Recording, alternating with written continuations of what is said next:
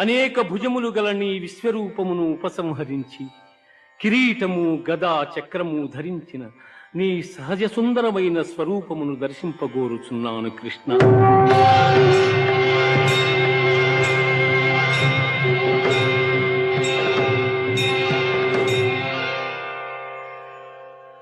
సుదర్శనమిదం రూపం దృష్టవానసి యన్మమ దేవాప్యస్వరూపస్య నిత్యం దర్శనకాంక్షిణః.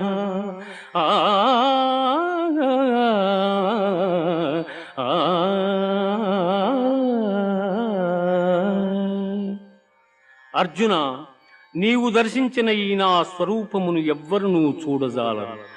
ఈ విశ్వరూపమును దర్శింప దేవతలందరూ సదా కోరుచుందురు.